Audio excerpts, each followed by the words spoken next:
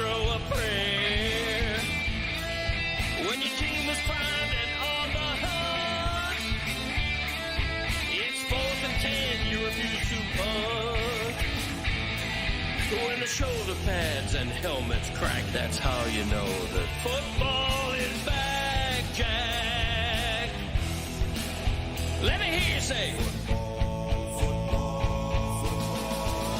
football is back, Jack. This high is wild and out of control, and we're gonna ride it every week till we reach the Super Bowl. Don't need no check downs. Give me big hits and quarterbacks. If you say this game's the best, I'll say it's a gag. Football is back, Jack. Football is back, Jack.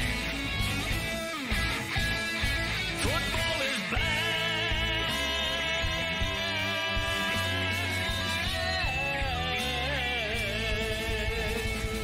Football is back, Jack. We did it, everybody. We made it to Friday. Yeah, Give it up for Friday.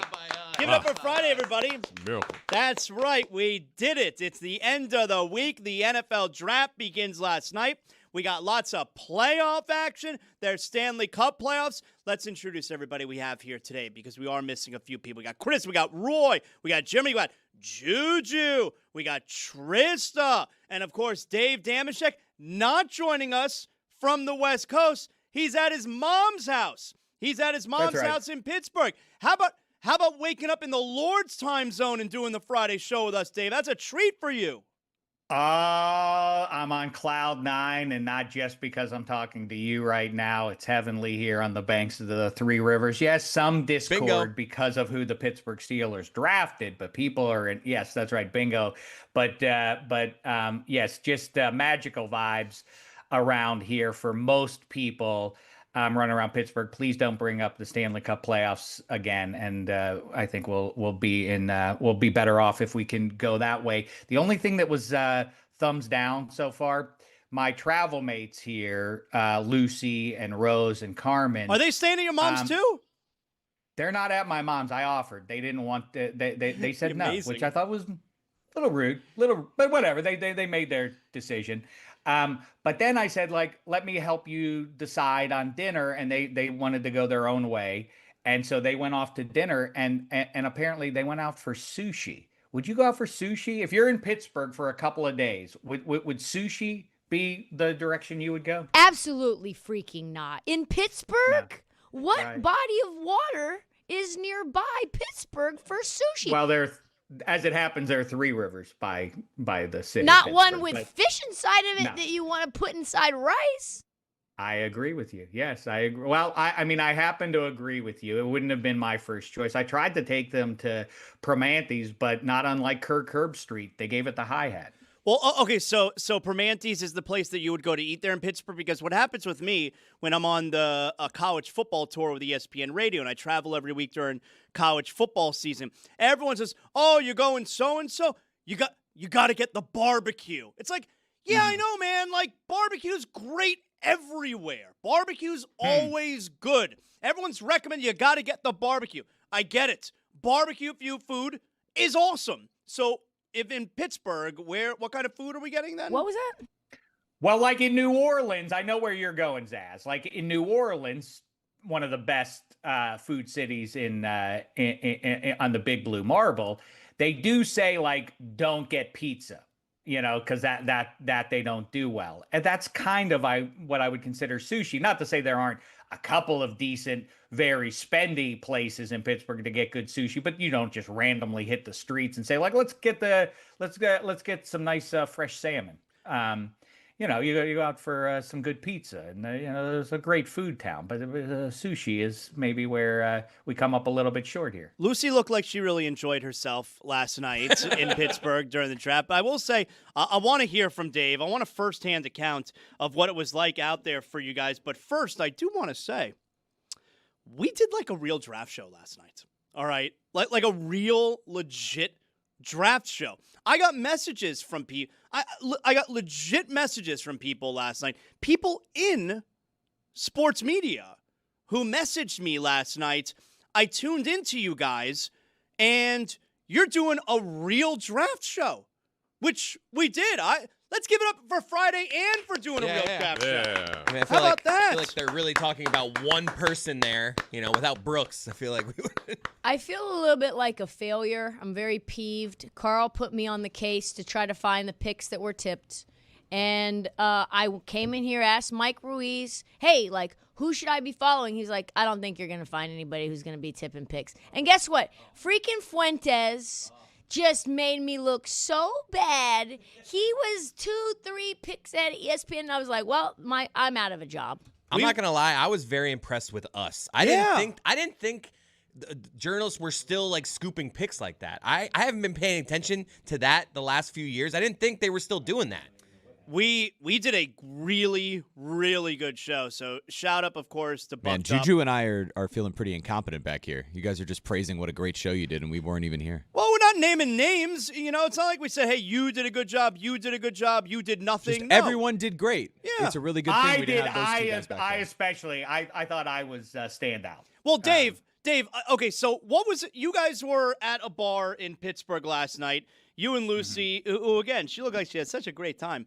How was the experience last night for you guys out there? Shout out McFadden's. Yeah, it was a good time in there. I had a nice burger and tasty fries. That was the highlight. Those out as well. No. Listen, I'm just letting you know what went down. Paint a in picture. there and Okay, I food- didn't realize we yeah, were, giving out our meals before we get into Yeah, the crux. yeah, of well, it. that's what I guess you thought wrong. Yeah. Because that's what I just did. I did. But beyond that, it was great. It has the vibe right now in Pittsburgh of sort of I don't know what's going on. And it's funny, the Stanley Cup playoffs are going on, and the local hockey team is down 0-3 in the series, and there are the NBA playoffs going on. I'm vaguely aware of that. I hardly really, it's that thing of what day of the week is it kind of thing. This is the only thing happening right now where I sit is the NFL draft. And it really is great vibes. And I don't want to overstate the ultimate football city, but it is the most consequential city in all of football America. So this makes sense to finally have an NFL draft here on the banks. But yeah, just magical vibes out here. You guys did a great job. Overall, everybody here, I thought it was really fun. It was a really fun show. Really great job. And for the viewer last night, you got what you wanted because the Dolphins were a major story last night, all right? At least for us locally. So you were again, people messaging me, I wasn't watching you guys, but when the Dolphins passed on Ruben Bain, I tuned right in to see your reaction. So last night was a great show for us. Before we get to the Dolphins stuff, was the highlight of the evening Michael Biamonte? I would imagine for viewers, because we didn't say that we were having a special guest announcer of the picks. And all of a sudden, when, the Raiders pick is in, they took Mendoza, by the way, when the Raiders pick is in, and Mike Biamonte, legend, Goosebumps. walks in here straight out of retirement. That must have been a real thrill for the viewers. Can we get a sample of Biamonte there for folks who did not tune in live last night? After the trade with the Dallas Cowboys, the Miami Dolphins select Caden Proctor. Oh, wait.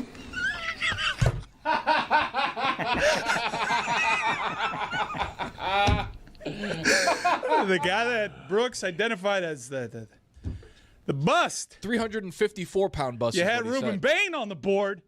Let's go to In the the draft. historian. The only guy the injury fella said, I don't want to watch any more tape. I'm disgusted by it. I got to hear. I can't watch any more of this. Got to hear Greg Cody's take on this because they had Ruben Bain available there for them, and they take Caden. Shaking You've got to be shitting me. Let's go out to look at Nick Wright laughing at us. You got to be shitting me. We've got the Dolphin legendary columnist. It's pretty good. It's infuriating. It's pretty good.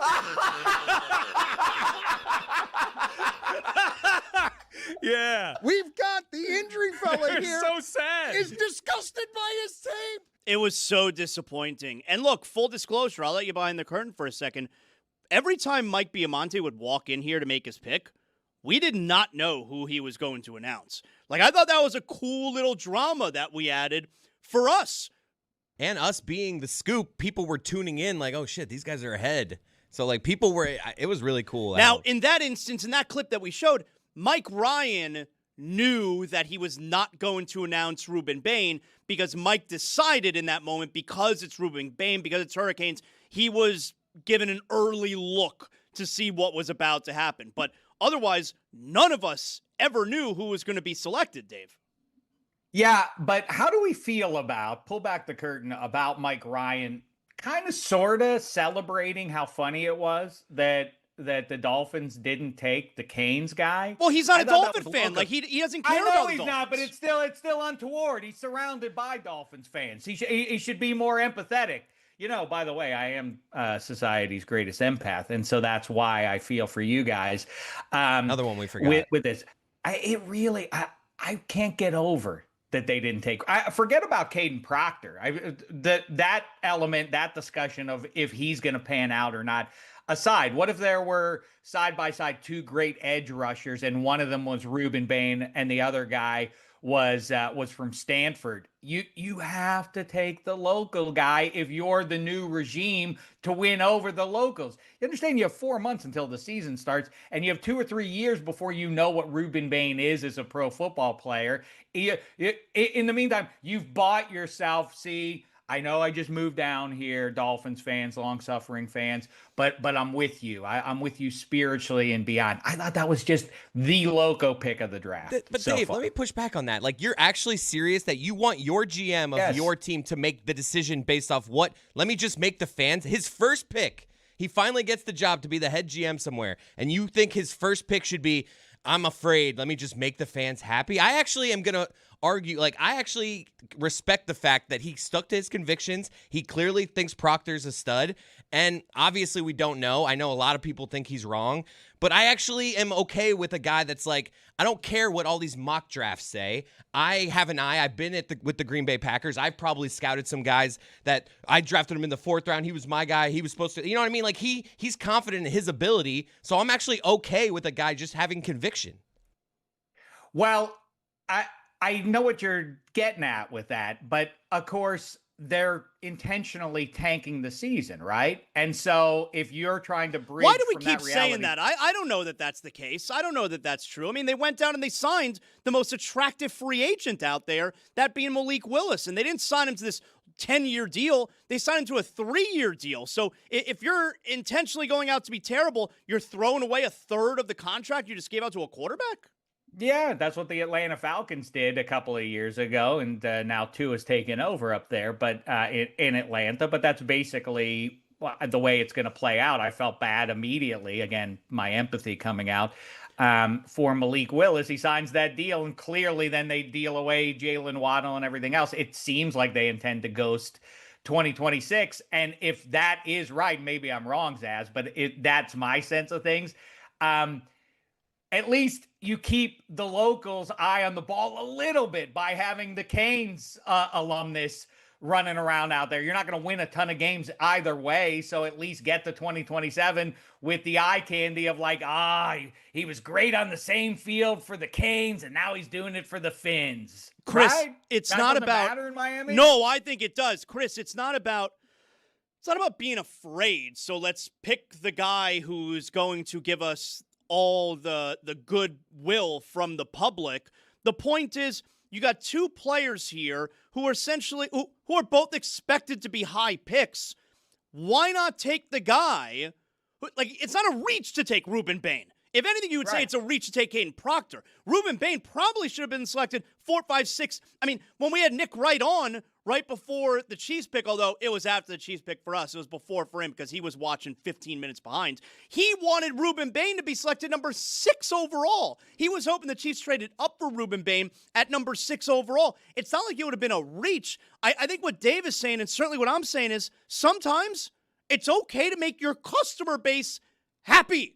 Like the entire customer base with a brand new boss. All right, John Eric Sullivan, Jeff Hafley, they are the new bosses. They run the operation now. It's okay if you tell all the customers, you know what? We're going to do something that you all like. And that would have been drafting Ruben Bain. But then on top of it, We had Brooks. I want to make sure I say his name right. Austin. Brooks Austin. We had Brooks Austin, who no ties whatsoever to the Miami Dolphins. Before, and he was great last night, Brooks. Before the draft begins, he tells us the one guy who's expected to go kind of high in the draft who he really dislikes, does not like the tape, Caden Proctor, and goes in on it. It was like a setup. He goes in on how this guy, he's miserable. I would never select him. And then, by the way, can we get the Nick Saban clip? So this was Saban from yesterday. Nick Saban was on with the Pat McAfee show because they were broadcasting live out there in Pittsburgh. You know, McAfee's a Pittsburgh guy. Saban's on with them all the time. Of course, Nick Saban, he recruited Caden Proctor. He coached Caden Proctor. And mind you, Nick Saban is generally super positive when he talks about his former players. This is before the draft. Here's Nick Saban on Caden Proctor. Now, the issue with him is he's not a bad person. He'll do whatever you ask him to do once you get him in the building. But when he's not in the building, he might get a little overweight. He might not come in the best shape. And those are the kind of things you got to manage with him. But I think they're manageable. In other words, he's not really a self-starter that's going to go out there and, get in great shape and come to camp like you want him. But if you can get him to come to camp, if you got him there and get him ready to go. I get it. We want the Dolphins to follow Mel Kiper's mock draft. No, it's not. Bain was supposed to go there. Our GM shouldn't have any conviction about how he evaluates these players. No, it's not about following the mock draft. It's not about being a sheep and following everybody else. What it's about is if you're a brand new general manager and you have a high first-round pick, you're setting and it's a rebuild. You're setting the foundation for your team, for how you want to build your franchise. And his coach here, Dave, his former coach, is telling you he's got a hard time with work ethic when you're not all over him. He's got a weight issue potentially if he's not in the building. And he's not a self-motivated, he's not a self-starter. Is that the guy you want to say, this is my very first building block? And I think it's fair to say, man, that's super questionable. But let's just remember, too, though, we don't know nothing, man. You're right. Watched Buffalo You're right. boo when we drafted Josh Allen. I watched Houston boo when they drafted J.J. Watt. Yesterday, Mike said, man, when we took Joe Thomas, I was sad we didn't go Brady Quinn. You're right. Boy, so we just need to wait and see, like David Sampson say. But I think we can all agree, as a Cowboy fan who lays really low, Caleb Downs was the surefire can't-miss guy. One of the only freshman starters that Nick Saban has had other than really top dudes. That was just a masterclass to make that draft trade, to give up 2 fifth-round picks, and then to trade with the Eagles from 20 to 23, and then get 2 fourth rounds back and get the same edge rusher from Malachi UCF. Lawrence. You know about that Malachi Lawrence? Yeah, UCF. I get it. Stud. All right, take it easy over Just there. a couple of programs with first-round picks. So then I have other questions, too, when it comes to Caden Proctor. Like, the Dolphins' offensive line, they have a left tackle who's pretty good. They drafted him last year. What, second round was Patrick Paul, I think he was? Like, he's pretty good, okay? Or it was 2 years ago.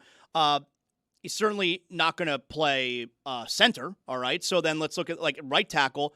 Austin Jackson's a good player. When he's healthy. Yes. Yes. So he's not going to take Austin Jackson's job if Austin Jackson's healthy. So I think I think Proctor can play guard. Oh, That's no, the he idea. can. But they spent, and again, I know it's not this regime, but they spent a second rounder on the Samoan kid who was not any good. He was bad, okay? So maybe they wanted to play that position. I say Samoan kid because, God, I don't know how to say his last name. Savaya. It's really hard. I mean, did they just draft a guard in the first round then? Like, that's bad. Drafting a guard. Unless he's Zach Martin. Unless he's the best guard in the NFL. I mean, if you take a guy that was skilled as a tackle, right, and is capable of then being able to move into that guard position when you're trying to build an offensive line and build your team from the inside out, it does feel like, just like Chris said, if this guy can turn into, not quite Zach Martin, because that might be the greatest guard that's played this entire century, but if he could be one of the 3 or 4 best guards in this league quickly. Now you've built yourself an offensive line that you can build a team with from there. I like the idea. I'm trying to run through in my head, not just in football, but in any sport where like Stanley Roberts from LSU, who was side by side with Shaquille O'Neal way back when. There must have been an issue down there in Baton Rouge back in the day with how good the food was. As a matter of fact, I guess I know the food is really good down there. Either way, how often do you hear about would-be legends in sports as long as they don't eat themselves out of the league? I mean, that's like a bad. I'm with Zaz. It hits the ear weird, and the ability to say for the next 3 or 4 months, like the storyline of like it's the dawn of a new day. Dolphins fan. That does matter. That is so ridiculous to take a guy so that you can win the next. Don't you want people there? Don't you want people going to the games? If the Dolphins GM thinks Ruben Bain is not a good player, the idea that he would take him just to like win the next. If he thinks Ruben Bain's not a good player, he's dumb. I mean, I'm just Right, saying. that's the other thing, right? What, Ruben Bain's not going to work? I mean, he obviously went where he went for a reason. I think, though, I'm trying to figure it out because we're talking a ton of Dolphins for obvious reasons here. I do think, to Trista's point, like America's a legend team getting Caleb Downs. I think that is, to me, the weirdest. I mean, Caden Proctor's the weirdest pick where he went, if it's not from the Rams. Ty Simpson is a weird pick. That's big storyline number 2.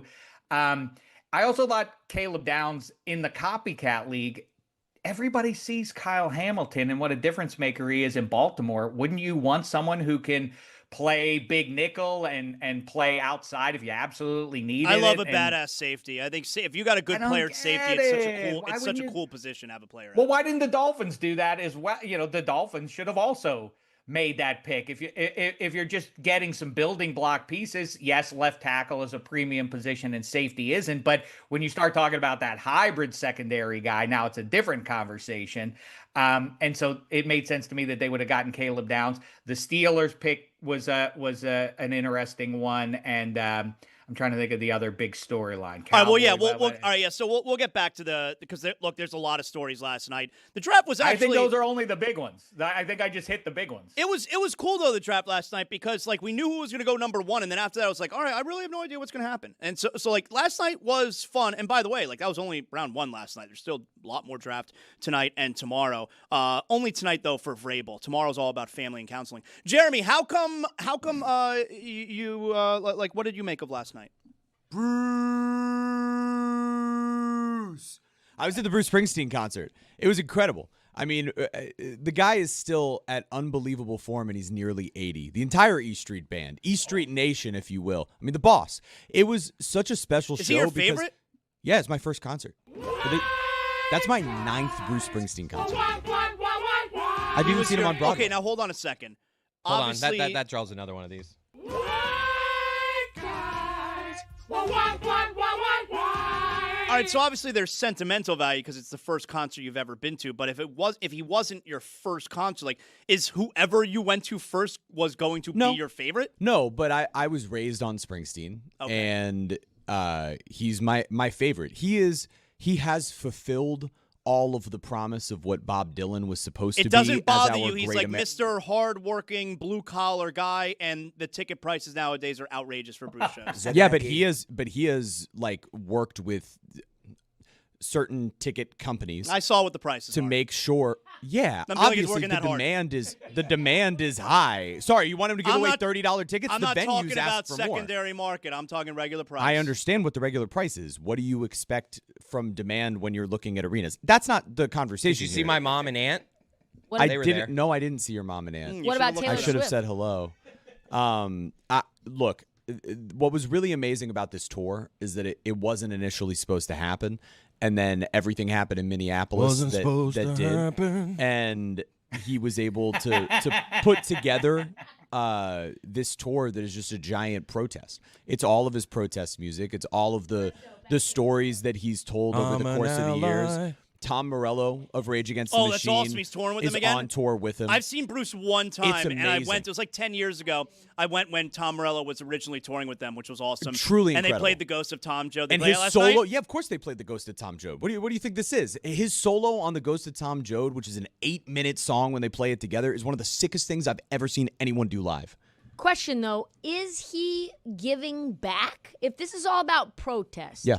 then I'm going to need to see some of those exorbitant ticket price sales going to causes. Yeah, so he had the I believe the specific name of the organization is the Florida Immigrant Coalition that was there, specifically to help with folks who were being illegally detained or deported, specifically from the state of Florida. He's working with different local organizations. But what last night was about was just all of these moments where he's just constantly speaking about the state of what's going on in America. Does he play the same show every night? No, he'll alter some of it, but it's been a lot of the same set, which is rare. Springsteen normally, I've seen Springsteen one time on 2 out of 3 nights. So it was back-to-back concerts. He played 27 songs in each concert, and he only played 3 of the same songs. Yeah, that's a good job. Back-to-back nights. Now, do we remember our first concerts? Juju, do you remember the first concert you ever went to? Absolutely. I was at Fort Valley University in college. T.I., he had basically canceled the show. Everybody was packed into the gym, and it was like, oh, T.I. ain't coming, y'all. Everybody leave. So I put my back on the stage like, dang, look at all these ladies in here leaving. Who am I gonna?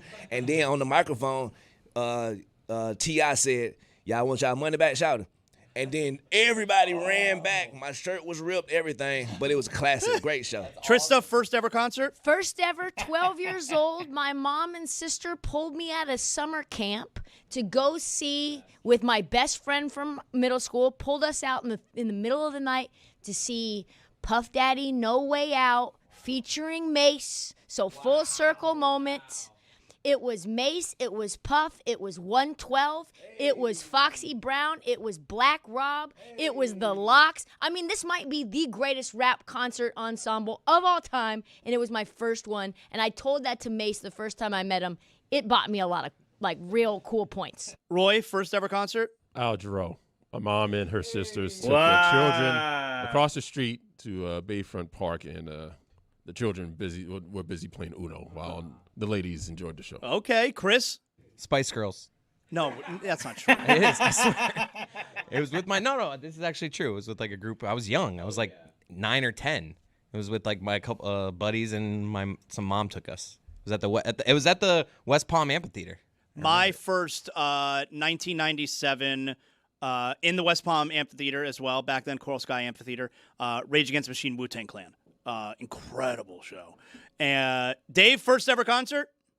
I caught that the Chicago leg of that exact same tour. What a Zaz. show. How about that? What a show. Yeah, it was great. It was great. Yeah, Rage opened and the Woo closed it out. Yeah, they would If I trade remember off. correctly, They would it trade rained. off, I Yeah. think, because Woo opened when I went. Zaz, do you know that I'm a member of the Wu-Tang Clan? I don't know how to answer that. It's the truth. You can say no. Here's my question. My answer is, by the way, it was Genesis on the Invisible Touch Tour at Three River Stadium. Phil Collins and company used to fill stadiums. The Zaz, though, so you've been, I've heard tale that you've been to 30 plus Pearl Jam shows? Exactly 30 these days. Yeah, 30. 30. Yeah. Juju, you're a man of peace and love, but weigh in here. Too much? No. I mean, look, once you like something, you like them, bro. At least he's supporting them with his cash, and he's putting the younger generation. I think that's why a lot of those shows get attended, so he can put his 2 sons on. So, am I right, Zaz? Yeah, and it's also like I asked Jeremy, does Bruce play the same show? Every tour I see Pearl Jam several times. Last year I saw them 4 times. It's a completely different show every single night, and now I have the thrill of both my boys, especially my older one, are really into Pearl Jam too. So I have a buddy that I travel with every time to go see them. I saw the Roots like 8 or 9 times. I'm going to go see them again. So On Fallon? Yeah, not with Fallon. No, just on their own. Yeah, does that count? If you go to Fallon, do you get to then say, I saw the Roots tonight? Does that count? Wow. To America's ladies and gentlemen, the Roots. We need to put some respect on the Roots. No, man. I'm making a joke. I know that the Roots are a legend. I'm just saying that's where you can see them sometimes. Anyway, Juju, which would you rather? You have to go to 9 Bruce Springsteen shows or 30 Pearl Jam shows. And keep in mind before you answer, again, like I don't want to be a curmudgeon, but everybody celebrates Bruce Springsteen. Like when you go in there, he's old. He's like 87 years old. And you go in there, it's 3.5 hours nonstop, just song after song. Like, seems like about the 2-hour mark, I'd be ready to punt. Like, all right, I'm good, Bruce. See you next time. Yeah, right? How say you, Juju? I ain't gonna lie. I probably would rather hit 30 Pearl Jams, PJ. That's crazy. That's crazy. Just because, like you say, bro, when I'm in Bruce, his voice, it hasn't touched my soul before. And so I would probably fall asleep. I do think, though, Dave, at shows like Bruce, even though it's an arena full and sometimes stadium fulls, I feel like 95% of the audience are like hardcore and they love 3.5 hours of Bruce.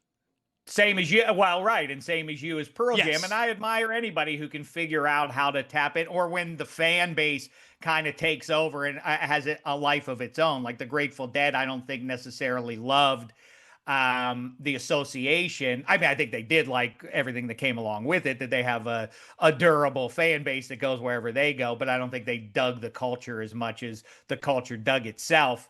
I saw the Dead maybe 4 times, Rage Against the Machine probably 4 times, and I've seen Tribe Fish Called Quest like maybe. Have you 3 seen or 4. Fish? If you've seen the Dead, I've seen Fish like maybe like 6 times. I've only seen them once. I've seen Fish Bone 3 times. That's the best live band of all time. All right, I didn't know that. Now I know. So the first pick for the Dolphins last night, Caden Proctor. And then we get around to the end of the first. Look at that, from Fish Bone to Dolphins. Yeah, that's how we do it. And so the Dolphins are selecting 27. Now, help me out with this, okay? So the Dolphins are coming up on they're getting near 30, but then they trade up to 27. They traded up with San Francisco, where they moved up 3 spots, but also gave up a 3rd-round pick to San Francisco while acquiring San Francisco's, I think, 5th-round pick. So they moved up 3 spots. It cost them a 3rd. They added a 5th. It was number 90 overall that they gave up. Help me out here. So they selected Chris Johnson, cornerback out of San Diego State, which, again, I know a little bit of college football. I'm not going to sit here and tell you that I'm an expert, okay? And these guys, it's their job to really study and know these guys. But Chris Johnson, there were 4 cornerbacks that were rated ahead of him when the Dolphins, that were available, that were rated ahead of him when the Dolphins made that pick. So, A, is that worth giving up a 3rd-round pick when you're only 3 spots away? That's question number 1. Question number 2 is my logic incorrect when I look at this where, all right, could they have still gotten him at number 30 without giving up a 3rd-round pick? Because number 28 was a tackle, number 29 was a defensive tackle, and number 30 ended up being a wide receiver. So did they give up, did they outsmart themselves? Because a 3rd-round pick for a team that's rebuilding is rather valuable. So did they play themselves here by giving up a 3rd when they could have had this guy anyway?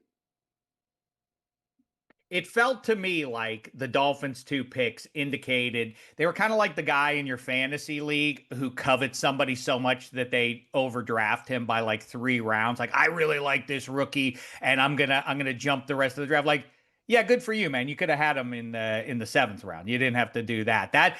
Both of the picks felt that way for the Dolphins, but especially, and I'm with you, Zaz. I don't want to be a pretentious ass, and Juju is 100% right.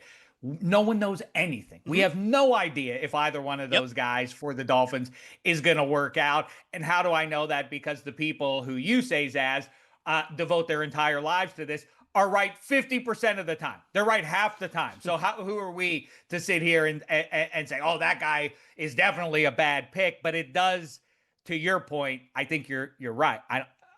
Is there any indication that anybody was about to jump the line to get Chris Johnson from the Aztecs?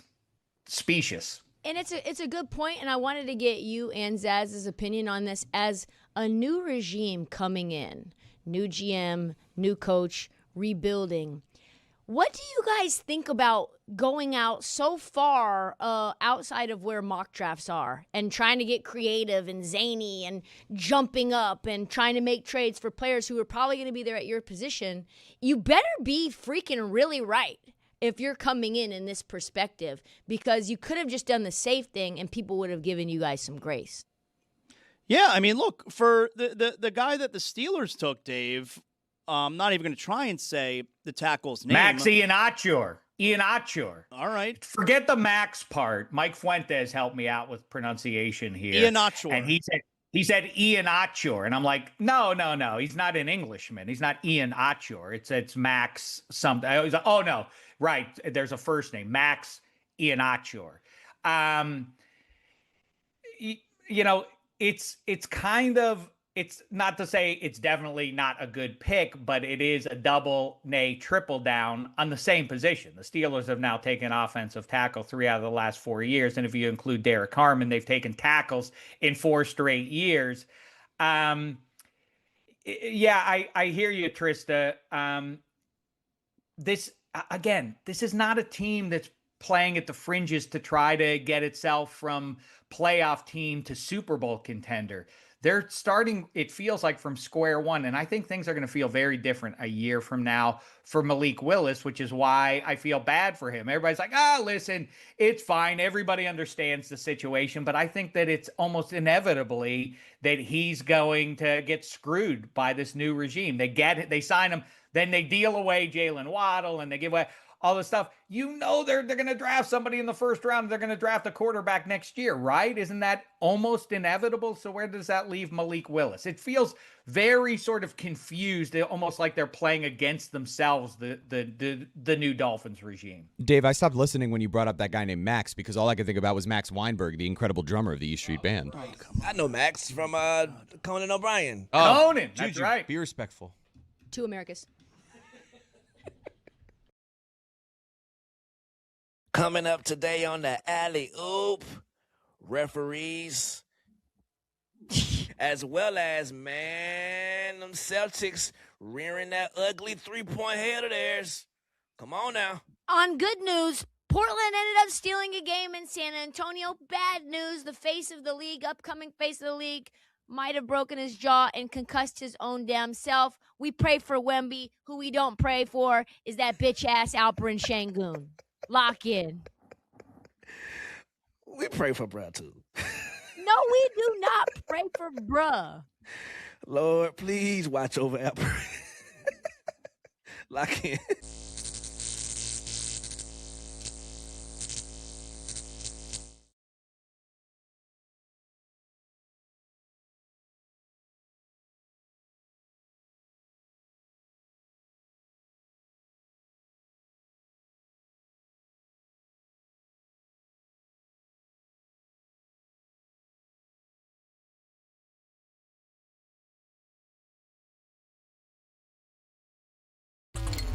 Best F1 minutes with Jessica Spatino.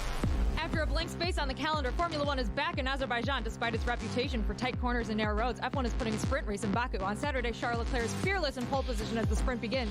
But at the start, London boy George Russell delivers some karma to Max Verstappen, making him a move to push him wide. Max is red, but George says, don't blame me. Number 22, Yuki Tsunoda, clips the wall and loses a tire after just 2 laps. At the restart, Sergio Perez has a lead with 5 laps left.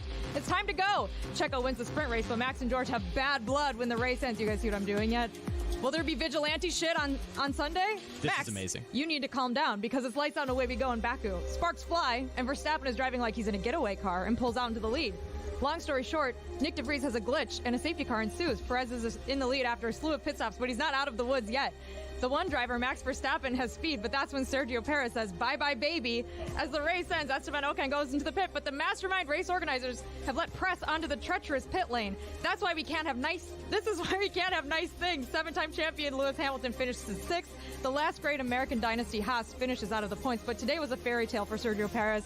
Verstappen finishes in 2nd, which is better than revenge. 1-2 for Red Bull is nothing new. They don't have champagne problems on the podium, but the anti-hero Max Verstappen is only ahead in the Drivers' Championship by 6 points.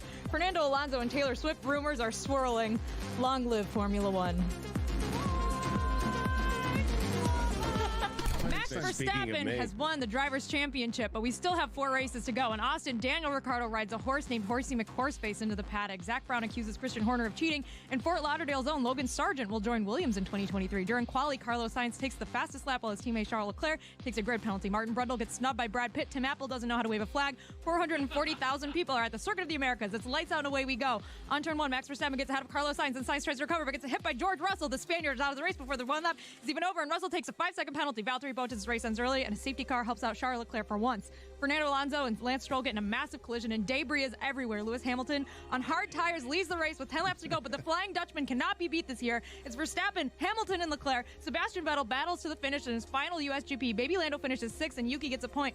Red Bull wins the Constructors' Championship for the first time in 10 years, a day after their founder's passing. People are crying, there's champagne flowing, fireworks are popping off. Everything is bigger in Texas, Dan, except for F1 drivers. Yes, it's time for the F1 minute here, even though I want to hear that sound gave it again. away? Je suis stressé pour les minutes de Formule 1. J'ai besoin d'énergie. Énergie. Let's go, Wait for the energy. beat drop. Oh, energy. Bonjour et bienvenue à Circuit Park pour le Grand Prix de France. Les températures élevées sur le circuit signifient que la gestion des tuyaux va être essentielle. Charles Leclerc, le pilote automobile monégasque, fait passer à Max Verstappen pour la première place. Le pilote Ferrari doit gagner pour rester dans les championnats. Mais non! Quelle horreur! Une catastrophe! Sacré bleu! Charles Leclerc sort de la course! Encore de la malchance! Il est fini! Une honte! Max Verstappen prend une grosse avance. Lewis Hamilton, le pilote Mercedes, est 12e.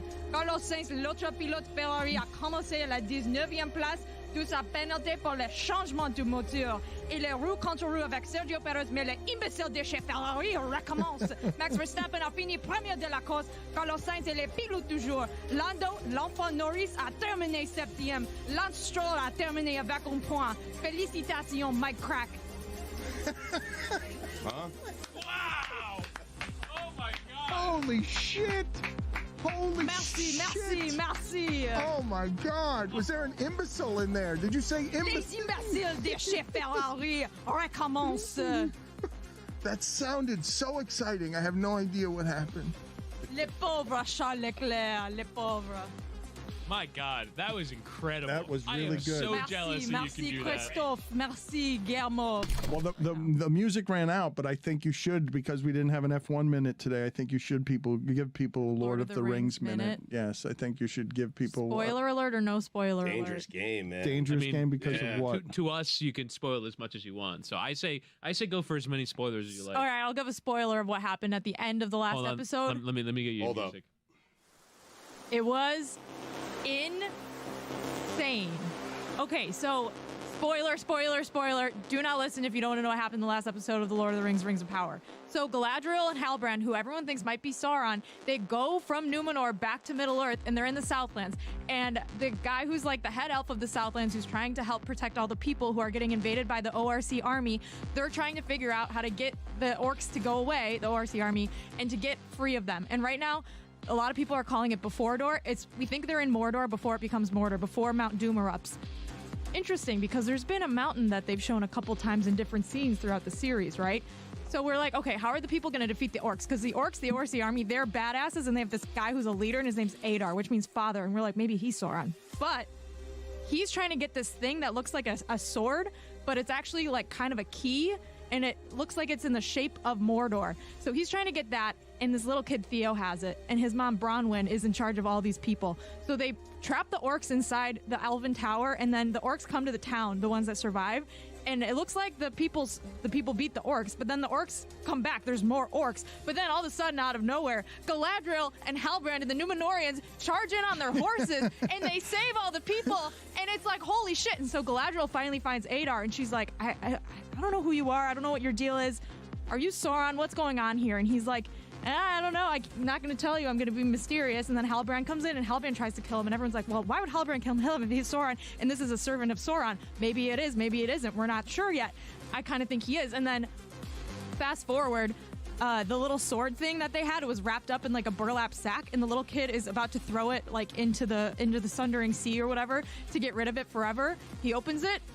the sword's gone. No. It's a decoy. This old creepy guy stole it, took it back to the Elven Tower, which used to be where there was dark magic happening, shoved it in the ground, turned it. It created a chain reaction.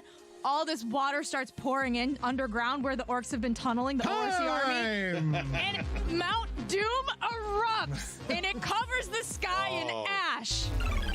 He just won with Jeremy Taché. Because Jeremy was an alleged journalist last night.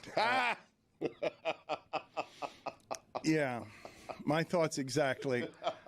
Jeremy, who is an up-and-comer in the broadcasting game and is someone who has now journalistic credentials around, literal credentials around the Heat and the Marlins. Yesterday he was hosting, and this is one of the great things, Stugotz, this time of year. We get it so infrequently around here in South Florida.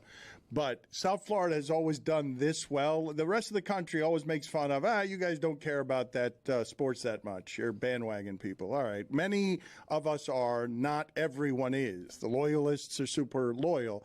But Miami does the bandwagon better than anybody.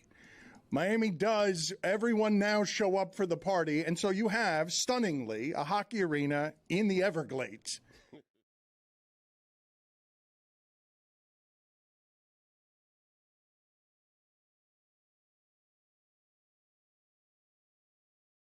This episode of the Dan Le Batard Show is presented by DraftKings. DraftKings, the crown is yours. Are we still locked into the draft tonight?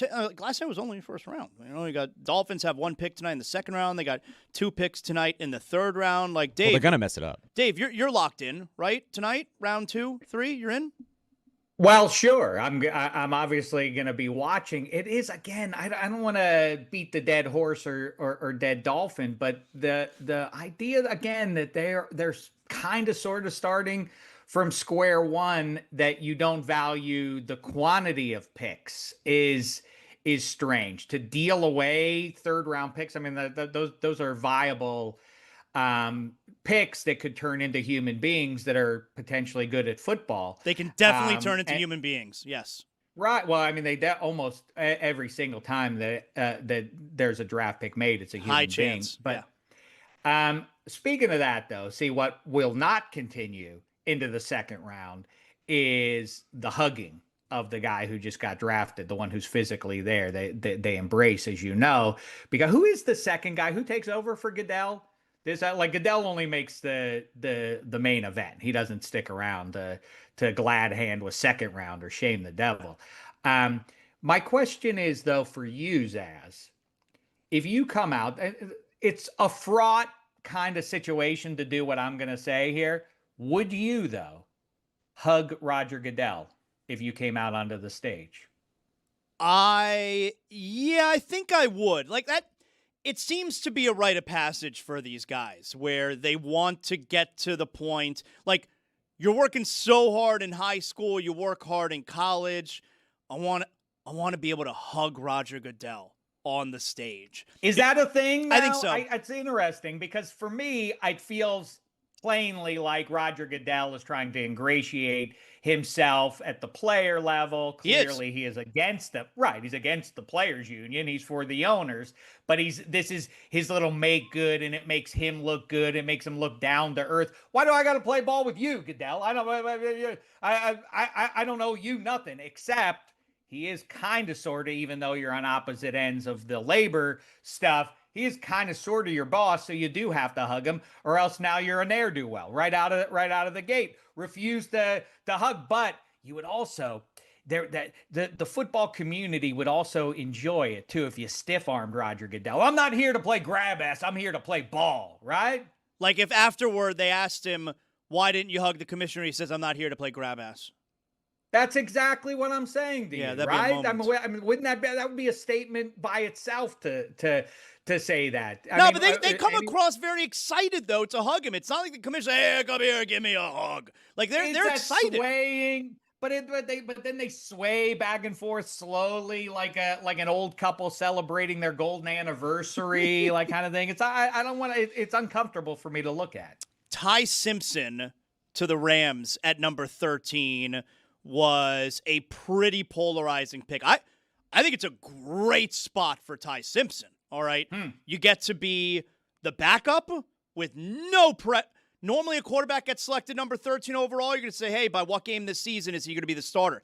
That's not the case with Ty Simpson. He's going to get to chill and learn and be behind an MVP and a Super Bowl champion, Matt Stafford. And the best part is, when it's eventually your turn, Sean McVay. Like, Sean McVay is going to be your head coach. And whatever you think about Ty Simpson, like, all right, but that guy, Sean McVay, kind of similar with Sean Payton, where he took Bo Nix. It's like, all right, we didn't think Bo Nix was going to go this early, but Sean Payton kind of knows what he's doing with quarterbacks. And I think you probably have to feel the same with Sean McVay. And so last night, at the Rams' availability, after they made the pick, you got the general manager, Les Snead.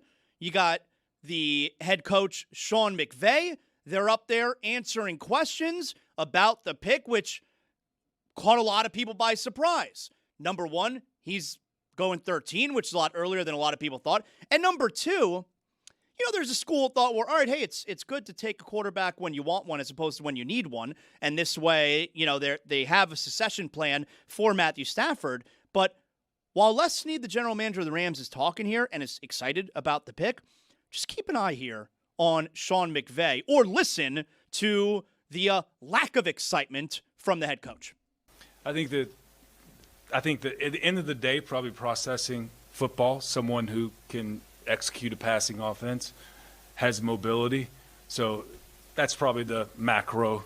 There's a lot more variables that go into it, but that's the macro, I would say. What about Todd's character made him exceptional? You know what? I think right now he's still becoming, but I would say the journey that he's had. I think the thing you appreciate is persevering, right, through the ebbs and flows of going to Alabama, earning the job, getting his first, let's call it start. The opening game against Florida State, and they lose that game. And I grew up in Alabama. The sky was falling in the state of Alabama. He's just sitting there, Sean McVay. He doesn't answer anything. He does not look very excited when you're normally drafting a quarterback who you would assume the head coach, a quarterback, guy in Sean McVay would be thrilled and on board if you're selecting a quarterback. And he looks like he was, Dave, am I reading this wrong here? Because he did not come off very excited. Ty Simpson afterwards said he did not even meet Sean McVay. He has never met him. And by the way, Albert Breer, NFL reporter, he tweeted out this last night, Dave.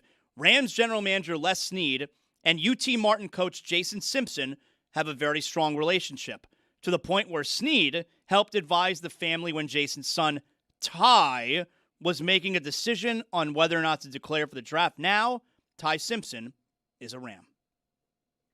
Well, Sean McVay, the rumors crop up every few years, even before the Super Bowl, or maybe it was right around when they won that Lombardi, that Sean McVay's going to walk away from head coaching at some point sooner rather than later, whether or not would maybe go with Matthew Stafford. Whether or not that's true, Stafford is definitely, inevitably going to go away sooner rather than later.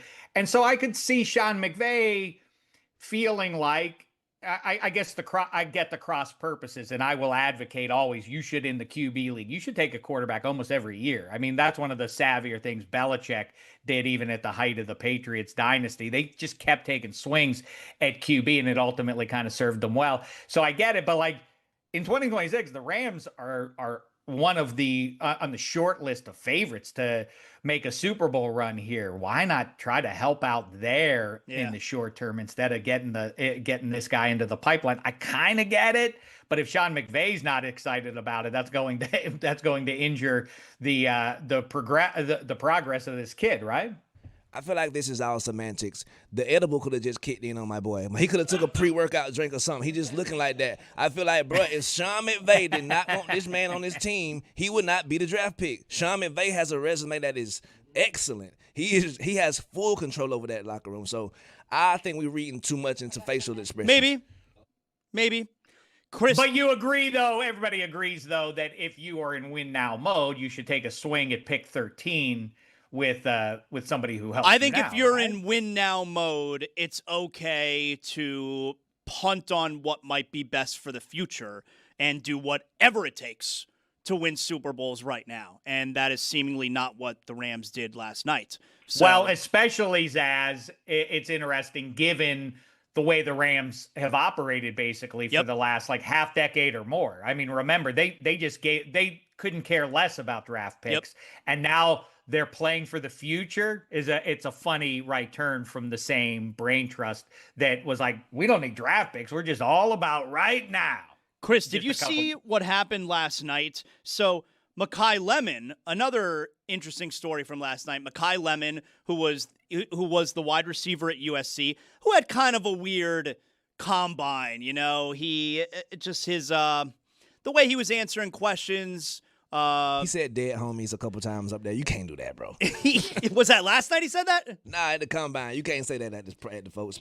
Trying to be honest, you like dead homies. Like I'm telling the truth. Like, he was a little too honest at the combine. He had a strange combine. And you don't know what's true. Like, I remember one report that came out and were like, he totally bombed the interview. It was almost like he must have done it on purpose. He was so bad, you know? And so Mekhi Lemon gets selected number 20 overall by Philadelphia, who traded up to take him. It was a really cool moment. He put on the hat. He was crying. I like that kind of stuff. But right before the Eagles took him, you know, they call the players and they say, hey, we're about to select you. How would you like to be a Philadelphia Eagle? Right before the Eagles called him, the Steelers called him. The Steelers had pick number 21. The Steelers called him before the Eagles jumped up to 20. And they apparently were certain number 20 is not going to select him. So let's call him and let's ask him how he'd like to be a Pittsburgh Steeler. Dave, did you see this? So the Steelers called him, told him they were going to select him. Then the Eagles jumped up to 20, and they did select him. What's semi-funny, I don't want to say funny, ha-ha, because it's kind of sad that the Steelers wanted Lemon and they wound up with Ian Achor.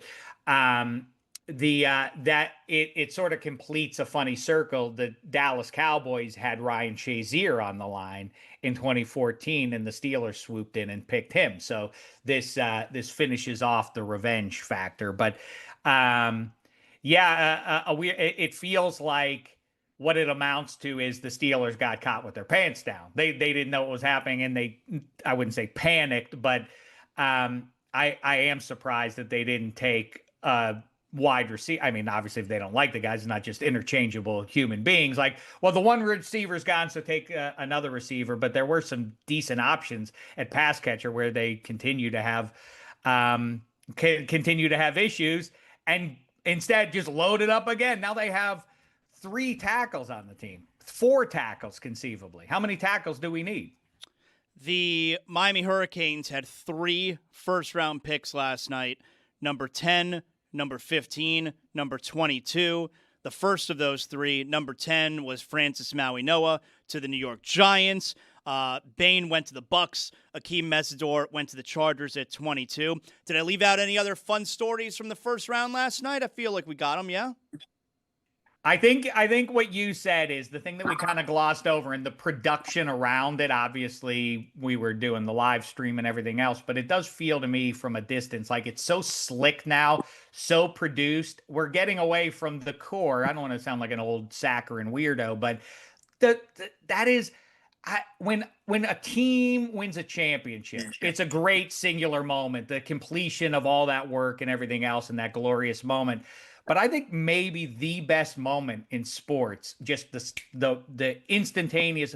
These guys all know they're about to get drafted and become multimillionaires and everything else, and yet it still is such a magical moment to witness the entire family, what it means to all of them and to generations upcoming and all the rest of it. And I feel like that's kind of now we've lost that in favor of Roger Goodell hugging guys and cutaways to the war room of guys dressed business casually, high-fiving each other. Dave, I'm going to have you hang on for a second here, all right? Because apparently there are congratulations in order here. You know, a huge theme of our draft watch last night, presented by Bucked Up, was Greg Cody versus Mel Kiper Jr. Zagactos and Exactos, and it's a major competition, all right? And here's Greg Cody. Really, really excellent job with the vertical there. Here is Greg Cody, who wants to join us. And apparently, there are congratulations in order, Greg? Yes, there are, Zaz. Thank you. I ended up beating Mel 5-4. Hey. I made a comeback. I think he was ahead of me 3-1 at one point. And the sweetest note of the night for me was that my fifth and final and winning Zagacto was on Chris Johnson going to the Dolphins. So the fact that I won on a late round Dolphins bullseye is extra sweet to me. And you're saying it's not a super Zagacto because you had them taking him at 30. Since they moved up to 27, it becomes just a Zagacto instead of a super Zagacto. Yes. Yeah, both of us had 4 super Zagactos. I had an additional Zagacto. What about Exactos? What's that? He doesn't know what Jeremy. Let me answer this for him. He doesn't know what an Exacto. No, because I have heard Greg for years now. I feel like we were too hard on him throughout this year, saying he doesn't have super Zagactos. He has, but he does. He has Exactos, Zagactos, and super Zagactos. And Greg, I'm just looking for a quick explanation on what those 3 things are, because I've heard super Zagacto from you for a while now. Yeah. Okay. First of all, Zagacto and Exacto are synonyms. They mean the same. Interchangeable. Okay. They're interchangeable. Okay. Zagacto. Let's call them Zagactos. A super Zagacto is the ultimate bullseye, which is the right player to the right team in the right draft order. For example, Fernando Mendoza going number 1 to the Raiders was the obvious super Zagacto that began the draft. I am getting dizzy. Now, I like to compliment my boy. Your home setup is fantastic. Oh, beautiful. Never been better, big bro. How can you tell? Thank you very much. Thank you. And a regular Zagacto is Chris Johnson going to the Dolphins, no matter what spot in the draft. Because there are, and the reason that the regular Zagacto is a thing is that there are so many trades that factor in. There were a lot of trades last night, which is why Kuiper and I only had a 5-4 score, whereas a year earlier we had an 11-9 score, because last year's draft was much easier for a number of reasons. So I won on a regular Zagacto, but which diminishes it an iota. Do you think Kuiper is aware of this competition, Greg? He better be. No, I would think not. And you know what, though? The reason I compare myself to Kuiper every year, I love the alliteration of Cody versus Kuiper, but that's peripheral. Mel is the king of the mock draft. When you think of mock drafting, you think of Mel Kiper Jr. So that's why I compare myself to him. The other reason I do it is to kind of blow holes through the notion that there's real expertise out there. Mel is guessing like everybody else. Now, he's more informed than most people, and he may be watching film and talking to scouts and doing everything he does. But yet, if you take my path, which is I get it down to a common sense nexus of what are the team's biggest needs, what are the best available players in that range. I'm getting nauseous. I am. I feel like I'm on a boat. If you start there and you don't deviate Stop much, moving. You'd be so. What do you mean? What do you mean? Stay still. I love this. What are you talking about? Move more. Oh, I'm gonna puke. Okay. All right. I'm gonna stay still. I'm sorry. I do want to take a pause here, and this is worth a toast. Greg Cody, beating Mel Kiper. Let's all raise a glass. Maybe get yourself some Cuervo. Let's all keep it Cuervo. Here's to Greg Cody. Yes. Good beating job. Mel Kiper last night. Sir. Thank you. Good job. Thank you. A true gentleman. Presented by Cheers. Cuervo, our friends at Cuervo. Yes. Thank you. Now, Greg, there was some confusion late in the draft watch last night where you were tied at 3 at one point, and you thought that you had a lead, right? Like, did we figure out what happened there? Yes, we did. I went back and corrected it, and I welcome anybody to vet the results and vet the fact that I'm claiming a 5-4 where you might say. But no, I corrected all the results. I had not given Involving a Giants and Cowboys trade, I mistook giving Kuiper credit for the Maui Noa pick to the Giants. So once he got credit for that, it was adjusted to 3-3, and then it became 4-3, and then it became 5-4 because we both got Jadarian Price going in the last pick. All right. That's a great job out of you then, Greg. Your column today in the Herald, did you crush the Dolphins for Caden Proctor? Yeah, but I was commenting on every pick. I did call it a weird, surprising pick. I don't feel as strongly about condemning a pick unequivocally right away because I'm going to give the Dolphins' new regime a little bit of slack on that. Caden Proctor, look, I forget where Mel had him going. I had him going 17 in my draft, so I had him as a mid-round first round pick. So I don't think he's a bad player at all. He's just a guy who's got a little bit of a weight problem. You think of him as being the most gigantic tackle, but yet they're talking about him at guard. I mean, there are a few question marks around Caden Proctor, but I'm, unlike some others, I'm willing to give this a shot. They have to nail the rest of the draft. Like, they have to come out of this draft with 12, 13 picks, and 9 of them are going to make the roster, and 5 of them are going to have a big impact the first year. Like, they really need to nail this pick because they have so many needs. Where's Jumpin' Charlie at? Jumpin' Charlie's laid back right now. He's probably asking to go back in the backyard and pee. But look, thank you guys for congratulating me. Flowers are being delivered to my house. Wonderful. I've had a dozen telegrams congratulatory telegrams from all over the world. It's been fantastic. So I really appreciate you guys. The Mock King. All right, good job. Give it up for Greg. He wins again this year. Very good. Takes down Mel Kiper. Good job. Excellent job. There's Greg. All right. One of the highlights. That conversation got sideways. That's what I just wanted to say because it was so hilarious. I had to get that in. So everyone was doing, everyone was slanting themselves, so that they could be horizontal, just like Greg. You notice I can't do that. You didn't partake. Yeah, I wasn't trying to be I wasn't trying anti-fun. I wasn't trying to be anti-fun. It would trigger my vertigo if I did that. Like I can't move my head sideways like that. Oh wow! I'll puke. Is vertigo a funny ailment? No. I feel like like gout. There are things that we hear things and it just I've had makes you that smile. before too. I've had gout before. Do you also. only get funny issues?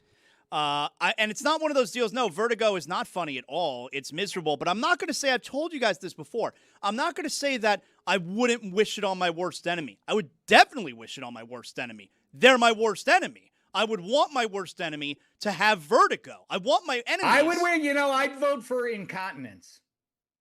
Wow. I mean, because the number of episodes for my enemy going forward would be delicious to just hear the stories. I wouldn't even have to be like, you hear about Gary? Yep, peed himself again. Yep. What is my dad doing? At the draft, peed himself. Greg, we said goodbye, No, let's stay here. Greg, leave the Zoom. How do I leave the Zoom? You sent me a Zoom link. Hey, you can turn off your vertical. phone, just you What shut if he it just off. throws his phone Stay at the there wall? forever. How do I hang up? You run the phone underwater. It gets you out of Zoom. All right, hang on. Just Let say me try leave this. Zoom 3 times like Dorothy. Hang on, he's gonna try to leave. In the mirror. Dude, nice modern reference. Go ahead, Dad. Say it 3 times. It's like an automated thing. You'll leave if you say leave Zoom 3 No, times. there's nothing I'm looking at right now that tells me how to sign out. Sign me out. Is there an X anywhere when you tap on the screen? Tap on the screen. Man, somebody signed my just boy did. out. Okay, now it says leave. All There right, we see go. y'all. The old Bye. screen Nice tap. chatting with you. When you Nice tap chatting that Nice with chatting with you. so many possibilities pop up when you just tap the screen. He's still there. All right, now hang on. I lost. He muted himself on Nice the way chatting with you. out. There he There goes. we go. All right. He did it. He found it. Guy's my hero. I don't know if y'all noticed. I'm so sorry to shoehorn this in, but Rudy Gobert was Kareem Abdul-Jabbar last night, and we're not talking about it just yet. Needed to be said. Well, all right. So let's pivot to NBA here then, because the NBA Yeah, use that pivot foot. NBA was really fun last night. And I watched the entire Knicks Hawks game last night. We're sitting here, we're doing the draft watch show, and I had the Knicks on my tablet. It's the same tablet I use at night when I'm lying in bed watching my shows. And great opportunity last night for anyone who has not heard me, because I've done some play-by-play in the NBA. Dan gave me a chance. I was on the call for when the Knicks took the lead. All right, now that could be a situation, a legal issue for us, because play-by-play, it's not really a thing you're supposed to do if you know the rights. But nonetheless, way to bring it back up. Well, we were on delay. I think it's okay if you're on delay, so it wasn't technically live. Like if you're watching streaming, we're at least we could be 30 seconds behind. So I think we're good. I think we're in the clear. I don't think we are. I think we're in the clear. So last night, the Knicks go down 2-1 to Atlanta. They come all the way back. They were up by 8. They were down by 18, down by 18 early in the fourth quarter. They come all the way back. And Brunson with a 3-point play with just over a minute to go puts them up 1. Puts them up by 3. They don't score again. C.J. McCollum hits a shot to give them the lead with about 16 seconds left. They go up by 1. And the final possession of the game for New York, Brunson throws it away. Kuminga was incredible on both ends of the floor, especially that final possession. And the clock runs out. Atlanta takes a 2-1 series lead for a Knicks team whose the floor has to be NBA Finals. When you fire Tom Thibodeau last year, that means the team should have been in the finals. And so they hire Mike Brown, and now they are a road loss away from going down 3-1. I'm into that series. Hell yeah, bro. From top to bottom, first of all, C.J. McCollum in Atlanta right now, he is good everywhere. He is like Future. He is like T.I. Wherever you see him, hey, you good. Ain't nobody going to mess with you or put a finger on you, bro. And just the crowd in Atlanta giving that much energy to them. Hawks crowds are so much better than they were even 10, 15 years ago. Really used to be an awful home court advantage. That's a really good building these days. Absolutely. But for the Knicks, you can't have Cat. This is why we have a problem with Cat. 2 shots in the fourth quarter. In that fourth quarter, we had a better showing from Deuce McBride than your all-star. It just ain't making sense. I don't think Mike Brown is getting the best out of these boys. I think they're writing on the wall for the Blazers might hire him for $1 million next year, because I think he's out of here. I mean, it wouldn't be the first time that Mike Brown is fired after 1 year. Lakers fired him after 1 year. Lakers fired him after 2 games. It would not be the first time that he would be fired after 1 year. I've told you how I feel about Mike Brown. I don't think he's a good coach. I don't think Mike Brown's the guy who's going to take you to that next level. I don't want to hire a guy who's been fired 4 times as the guy who's going to fix everything. So let me ask you something, Trista. Guys like Jalen Brunson, Karl Anthony Towns, just the team as a whole. Did those guys have a better year this year or last year? Last year.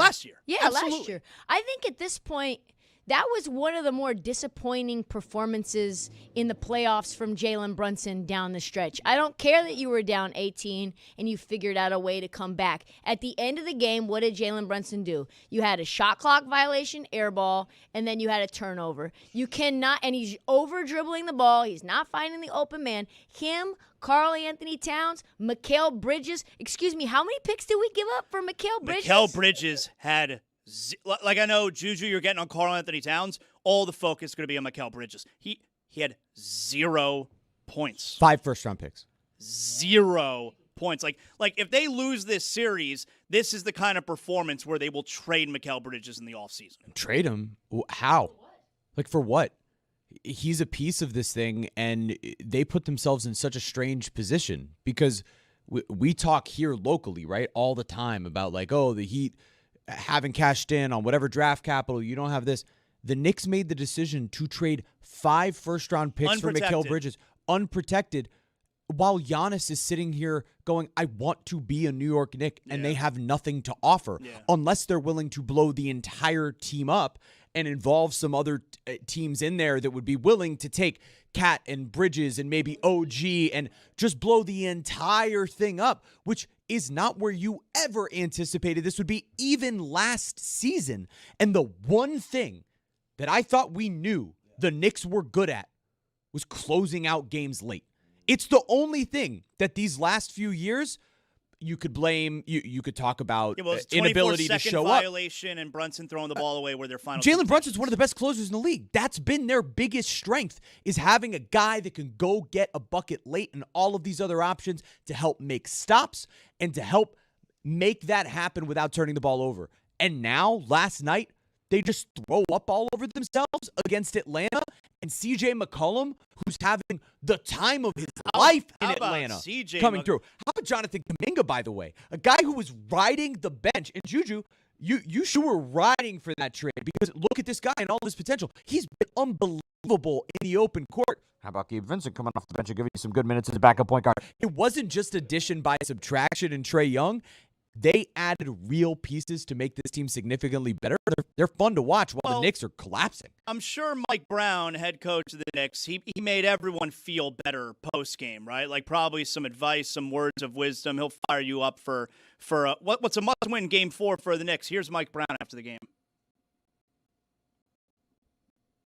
The reality of it is, and I told them this, it's a 7-game series for a reason. Stuff's going to happen. There are plenty of teams have been down 1-2. I even think Oklahoma City was down 1-2 last year, and they end up winning it. So I'm not saying we're going to win it or anything like that. Oh yeah, you don't. I'm not saying we're going to win. Don't get crazy. I'm not saying we're going to win. You know it's bad when he stopped talking to the mic, bro. Come on, bro. Say it with your chest. And I think Jalen Brunson, what the Hawks are doing, they equalizing him out. Yeah. Yes, you can give us some points over there on that offensive end, but you are a traffic cone on this side. And whoever you're guarding, he is going at you, no matter who it is, from Kuminga, from C.J. McCollum. So I think they got a big problem. And OG saved them from getting embarrassed last night with them 2 clutch, shouldn't have went in, tray balls. So it was even worse than that. You feel me? And former Blazer C.J. McCollum, how bad is it? Because C.J. used to be considered a cone. He used to be the defensive liability. The reason that they had to break up Dame Lillard and C.J. is because you couldn't have both those guys in the backcourt. Nobody was picking on C.J. They're picking on Brunson. So I think that's a credit to what C.J. has done, become much more of a serviceable defender. But also, I don't think truly you can have Karl Anthony Towns and Jalen Brunson on the floor at the same time defensively in a playoff game. Game 4 is, and it's Saturday at 6 p.m. Eastern. Game 4 is a blueprint game, most likely for the Knicks. Do you guys, by the way, shout out to Amin Al Hassan's team, the Knickerbockers. He said that would be the team that would go to the finals. I did too. I thought so too. I'm going to stick with my Celtics prediction there. Are you guys, I'm curious, are you now, because I assume outside of Roy, no one in that room has watched 2 seconds of the Stanley Cup playoffs. That's right definitely. Why are you jumping on this train as well? I've never. Because I assume that's the case. I'm asking you. I didn't say it's. Why it's would you assume that? I asked you a question about it. Why would you assume that I'm not all over the Stanley Cup playoffs? I love it. Your team's not in it. My team's not in the NBA playoffs either. You don't assume I'm not watching the NBA. Well, that's my question. Are you hate watching the Knickerbocker series? Is that why you're especially interested in it? Because we hear about Rudy Gobert, but the conversation very quickly turned to the Knickerbockers. No, I'm watching all of them. I'm watching all the NBA playoff games I possibly can. Sometimes you got to make a choice. Like last night, Knicks and Hawks was going on at the same time as Raptors-Cavs. Raptors blew them out in the fourth quarter. I don't care so much about Raptors Cavaliers, so I'm watching Knicks and Hawks. I'm trying to watch as much as I possibly can, and that includes the Stanley Cup play. I'm going to tell you something, Dave. In the Zaslow Mansion family room, the first few nights, we got the hockey on the big TV, and we got the NBA on the small TV. I find the NBA a lot easier to follow on the small TV as opposed to saying the hockey on the small TV. You can't follow the puck if you're watching on the small TV. You have no idea where the puck is. So you could see the basketball. You could see the net move. You could tell when a shot went in on the small TV. You know what I'm saying, Dave? So the hockey is mandatory on the big TV in the Zaslow Mansion family room. Yes, sir. And let's go Buffalo. Let's go Buffalo. Up 2-1. You did? Come on now. Up 2-1 right now. That's the NHL has a bad habit of the sports gods turning their nose up at the sport. There are so many almost things that happened that really would have made that would have elevated the sport. The Buffalo Sabres making a run this year would do that, I think, for the sport. This is a great story. They've been out of the playoffs for 14 years. That game one was magical. It's everything that's fun about spectator sports. If you happen to catch not even the game, the last 8 minutes of it. But all that being said, I'm about 60 minutes away from hockey turning into a fringy sport for losers that nobody watches because I'm displeased. What has you most angry about your Penguins being down 3-0?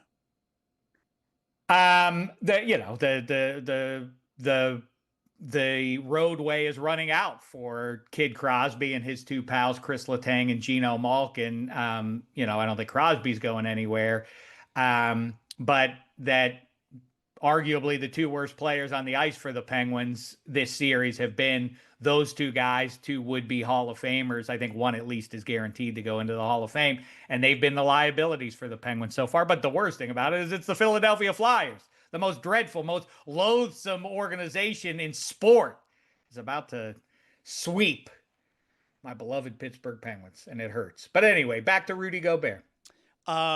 I got something on Rudy Gobert for you in a moment here, but the Raptors, they got back in that series last night. The Hawks took a 2-1 series lead, and the Wolves, like Dave mentioned there, the Wolves blew out the Nuggets from start to finish. I mean, the Nuggets scored 11 whole points in the first quarter. You got no chance. Jokic was terrible, and the Wolves are in very firm control. Tonight, you got Boston and Philadelphia. That series is tied 1-1. That series got juice to it now all of a sudden. Now, I expect Boston to win tonight, but that series has got some serious juice to it. Are you nervous, Juju? You're a Celtics fan.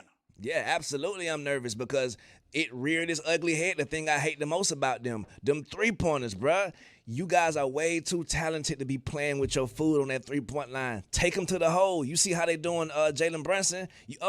Whoever, go to the hole. And I think everybody on the Celtics is capable of that. Even the bench guys, Gonzalez, even Shireman. Everybody has that ability, and they continue to settle, so anything's possible. All right, let's give equal time here because we also have San Antonio at Portland tonight. Yeah. Series tied a game apiece. Trista, are you nervous tonight about the Blazers?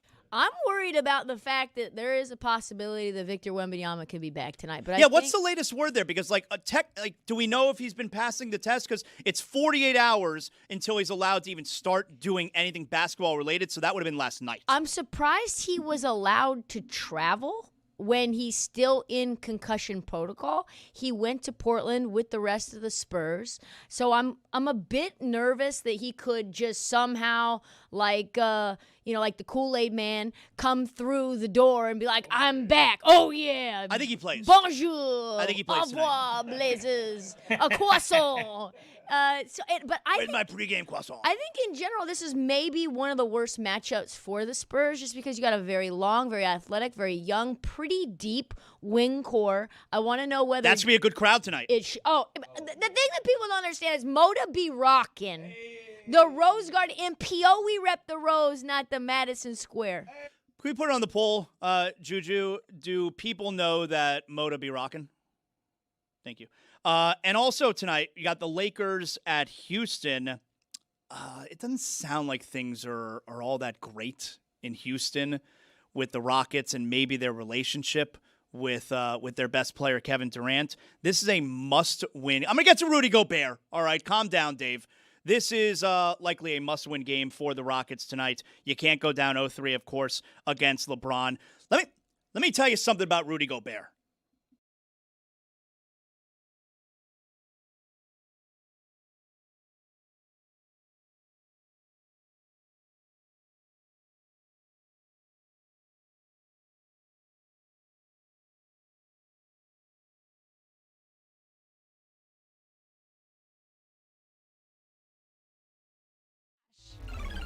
He just won with Jeremy Taché. Because Jeremy was an alleged journalist last night. Yeah, my thoughts exactly. Jeremy, who is an up-and-comer in the broadcasting game and is someone who has now journalistic credentials around, literal credentials around the Heat and the Marlins. Yesterday he was hosting and this is one of the great things, Stugotz, this time of year. We get it so infrequently around here in South Florida. But South Florida has always done this well. The rest of the country always makes fun of, you guys don't care about that sports that much. You're bandwagon people. All right. Many of us are. Not everyone is. The loyalists are super loyal. But Miami does the bandwagon better than anybody. Miami does. Everyone now show up for the party. And so you have, stunningly, a hockey arena in the Everglades.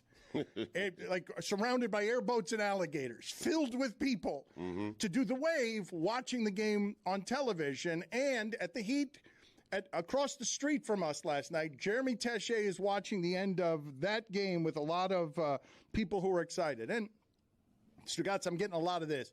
Jimmy was out of bounds, and it ended up being a 3. That was a goaltend ref culture win. Okay, whatever. Tell it to the people who were yelling and screaming around Jeremy. How about this? 1-1, we're coming home. Okay, who's we? Yeah, I took the Heat in 5. Anyone else? He's right. All right, the Knicks are watching this like everybody 2 else. rounds ago. It was a long time ago, understandably. Here's Jeremy Tessier not being a journalist while covering, again, an arena filled with people, but no players or athletes were there. You're catching us right now as the Miami Heat have just won Game 2 of the NBA Finals. You can see that this crowd here is hoisting babies into the air. This crowd is ready from the moment this game started, and it has continued here as the Miami Heat have just upset the Denver Nuggets. We've got fans going crazy. We're high-fiving. Everybody's ready for an unbelievable night right here in Miami. The Kaseya Center was ready for a great night from the jump, as this energy around the entire lower bowl was electric from the moment this game started until the moment it ended. As we pan out to the rest of the crowd, you can see the entire lower bowl going absolutely crazy to end this game. The Miami Heat have just won it as Jamal Murray's shot has not gone in. I cannot believe what I've witnessed around me. There were moments in the fourth quarter where I couldn't hear myself think. I don't even know if you can hear me on the microphone. What a night at the Kaseya Center as the Miami Heat take their first game, their first win in Denver, and I know that this crowd right here is ready for an unbelievable party Wednesday night, Game 3 here in the Heat's house. Guys, we'll send it back to you in the studio. Oh my gosh, Jeremy Tessier doing that on 1 tank of oxygen. Not a single breath taken. He was like one of those free divers that go down for 20 minutes at the bottom of the ocean. It was a record. And if you're listening just by audio and not watching, what you didn't see in that noise is there were 11 actual babies tossed in the air. Just infants. Seems reckless. It does, but hey, it's Game 2. Right. Wait till Game 7 of this thing. Right. 11 babies, a fetus. It's not going 7. I said 5. I mean, That's right. You did mention that. Yeah. The energy was actually insane. I don't remember any of that. I feel like I blacked out as that happened. It sounded like I was losing my voice. I wasn't losing my voice. I literally was just unhinged. I don't remember it. It was really amazing. You blacked out. Excellent work by you.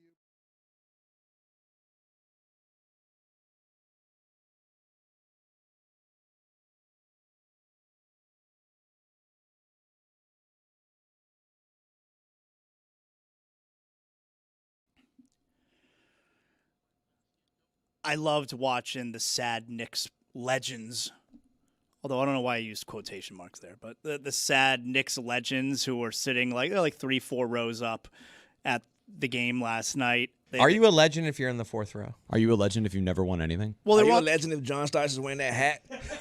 Trista, your turn. I think they covered them all. Well, they were on the road, all right? And, it's like Pat Riley and Alonzo Mourning, they travel for the playoff games, right? And they're always like 4 rows up. Those are the seats. Like the Heat seats that they give the visiting teams personnel are like 8 rows up behind the visitor bench. That's just the seats that the team, allots for people like that.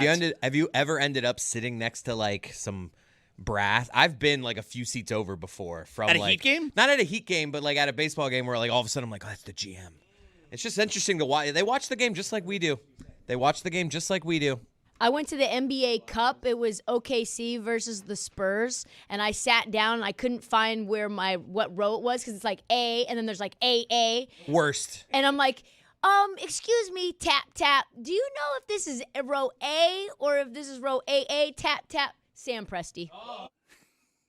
The GOAT. You had given me owner's box tickets back when the Marlins were at Joe Riley Oh, Stadium. that's right. Yeah, and David Sampson had passed by me. We had never met before. He had no idea who I was. I used to get those seats every now and then. I was going to say, that's owner's box seats. Those were That's a power great move. seats. Yeah. I was at the Atlanta Dream game one time, and two seats were vacant next to me, like the whole game almost. Third quarter, Don Staley. I'm out on letter rows, by the way. Can we just do row 1 and up? Like, what are we doing with this? Well, but then I what hate do you when do row, for seat numbers? If I ever think I have no, rows. If I ever think I'm row I know, A, but you want the rows to be numbers and the seats to be numbers? Yes. I want to know if I'm in row. I don't want like row L. Like now I'm sitting there like, oh, 1 A B C D. I gotta like do the counting in my head, and then sometimes I think I have first row, and I show up, and AA is front row, and A is row like 9, and there's like AA, BB, CC, DD, and then like all of a sudden A picks up at row 9. It makes no sense. I gotta be honest. It's a moronic opinion. What are you talking about? What is AA? We could just have row 1 and then up to the top.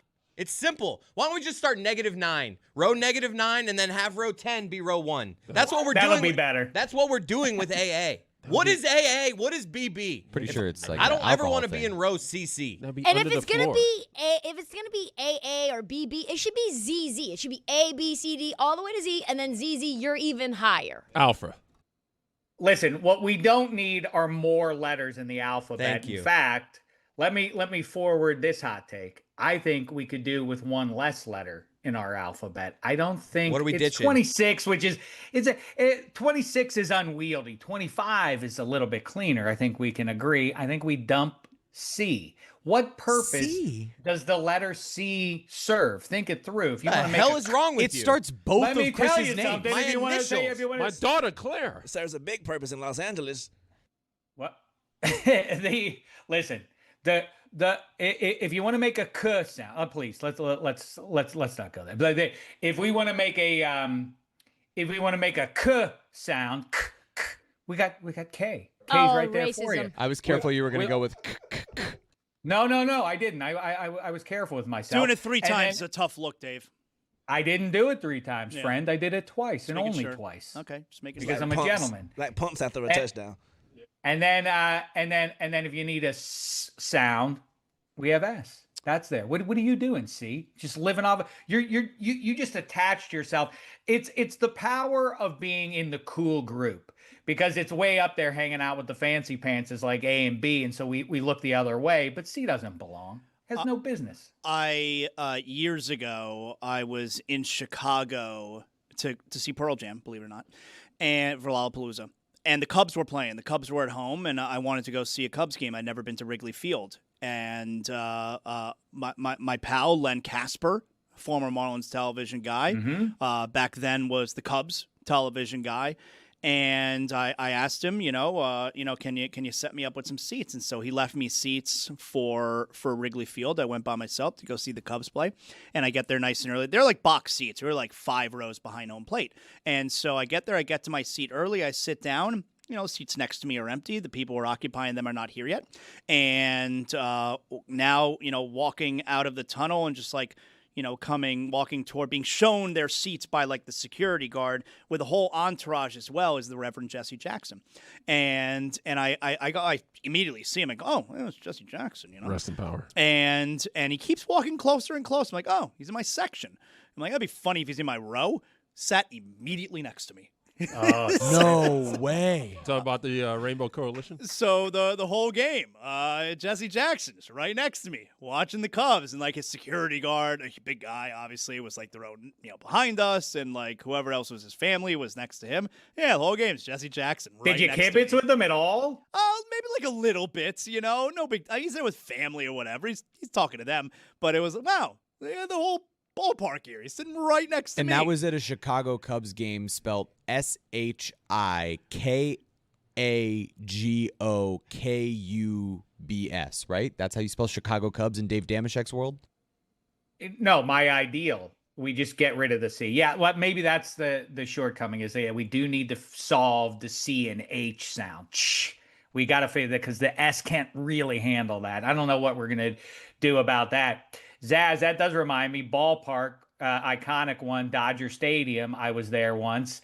And who sat directly in front of me, the heavyweight champ of the world one time. He knocked out or he beat Muhammad Ali. Leon Spinks sat directly in front of me, and it gave me the opportunity. He stood up once to cheer something, and I shouted, "Down in front, the champ!" I was in heaven. I got to shout that at a heavyweight champion. Oh, it was one of the 5 best moments of my life. Look, I love baseball like the next man, but I think they should get rid of when you strike somebody out, they put the K up because after 3 strikeouts, it gets sticky up there. Well, like when they're putting it over the railing? Well, you'd like one of those strikeouts to be looking because then at least you get the backwards K. Yeah, that does help. That does helps. help. But I think maybe just the overall morality, maybe a warning to every fan who's doing this. Just like sort of like how they don't put the 13th floor of an elevator in some places. Well, when they put just the 3, skip the third one. Well, Wait until the 4th strikeout. Well, yeah, like when you get that 3rd consecutive K just hang swinging, out. you're like really rooting for the 4th one to come quick. Do you know why they use K as the strikeout? I don't. It's because the S was already taken. Sacrifice. Damn. Okay, but S-O? why do they use a K? That's why they didn't use an S. Because let me look that part up. Because I just know. What about S-O? Because from the word struck.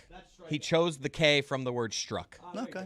All right. I do think the letter Q, I do find the letter Q admirable.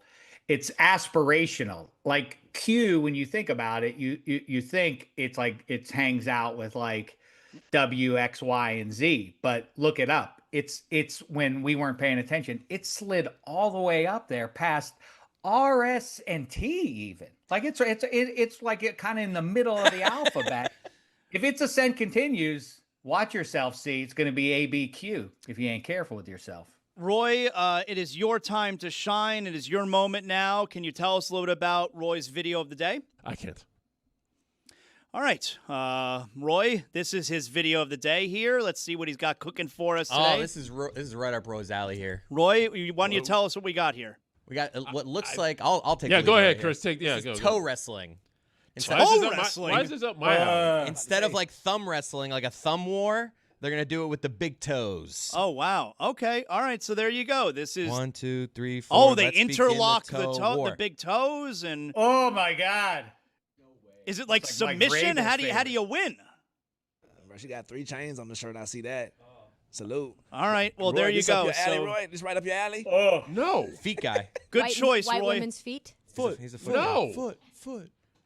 Oh, she's doing Is a lot that of Donna Kelsey concentrating in the there. background there? I think I just saw Donna Kelsey. All right. Who won? If this were men doing it, I would throw up, and I don't mean that figuratively. I would literally throw up all over the thing. It's why I can't watch MMA. But women, you're into the bare feet. I'm not into that either. But She that's should turn her disgusting hat as well. backwards, Chris's like wife an is. over the top, and that gives you like an edge. Yeah.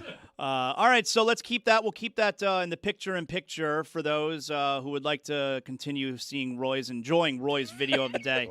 Excellent Have fun with choice that. today, Roy. I had nothing to do with it. Give me your thoughts here before we get back to the football from last night. So I mentioned how you got the Houston Rockets and the LA Lakers playing Game 3 tonight, and Jabari Smith. All right, now I want you to hear what Jabari Smith had to say about Kevin Durant's struggles. Kevin Durant missed Game 1.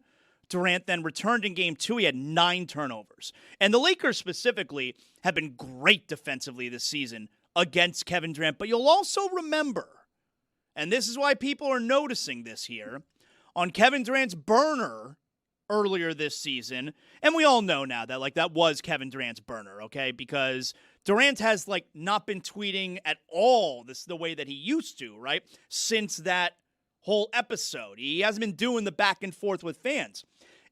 But on that burner account, Durant had some really not nice things to say about Jabari Smith. Well, here's Jabari Smith. This is yesterday talking about Kevin Durant's struggles. Then they're trying to stop him, and the other guys got to be aggressive. We got to be aggressive out of it. We got to make the right reads out of it, make the right decisions, and it's on him to find ways to get himself involved and and get to his spots without the, excluding double team. Just because he getting double team, we still need him to, be KD. So, there's still ways around it, and we got some fixes to it, and we're gonna be better next 2 games. It's interesting, a really young player talking about a legendary player that way. Right, and if you know what KD's burner called my boy, so that's on par. He didn't think he was very smart. Yeah, right. But I think bigger than that, dog, in the year of our Lord 2026, Luke Kennard is averaging 25 points this playoff series in 40 minutes. This is the problem. KD can be whoever he want to be. If y'all don't get back on defense and guard LeBron, which makes him one of the best, this is what makes him the best, because he's facilitating and making everybody shine better and brighter on his team, as well as getting his. So I think they got bigger fish to fry, especially from a aging superstar who is clearly injured right now. To expect more from him is kind of nuts. I mean, if I were KD or Jabari Smith, I'd be embarrassed to not be able to beat the Lakers without Luka too. I mean, but you're exactly right, Juju. Luke Kennard is this sort of undercovered element of the springtime here in this NBA season. It's amazing that, and by the way, the weird, like we've talked about before, in a world of actual atrocious people, the ongoing resentment of LeBron James because he has an ego and maybe has a little bit of a chip on his shoulder is very weird. If he gets this series done and can bridge the gap into Luka and maybe they go on a run, this is one of the great chapters in LeBron's all-time great career. You know what? That is an excellent segue here, Juju, because Dan, a few days ago, claimed that something to the effect of that this would be LeBron's greatest achievement. Now, he also did say that after claiming that LeBron doesn't leave him in awe anymore. There's nothing he does that is awe-inspiring at this point in his career. But Juju, so let Dan just say it himself. Here's what he was talking about. And I'm saying if he does this, if he wins this series, it's the most impressive thing he's done in his career. Okay, most impressive thing he's done in his career. Juju, you took offense to this. Yes, I took great offense because my boy is slaying dragons all day, every Excuse me. Chris farted, y'all. But it made me come up with a top 10 things that LeBron has done greater than this since the pandemic, bro. Okay. Just since the pandemic. Just since the pandemic. Top 10. Usually top 5, top 10. Only Wow. since the pandemic. All right. So you're leaving out. So Juju, you're leaving out what is one of the more remarkable things any athlete's ever done, which is drag some of those Cavs rosters. He's leaving out the first 16 years of LeBron's career. Right. What John Elway did with those bum Broncos rosters in the 80s, LeBron did repeatedly with the Cleveland Cavaliers. I'm sorry, Juju. Back to you. It's all good. Number 10. He reached more playoff wins, 186, than 21 NBA teams. Number 9, he was the main character in Space Jam.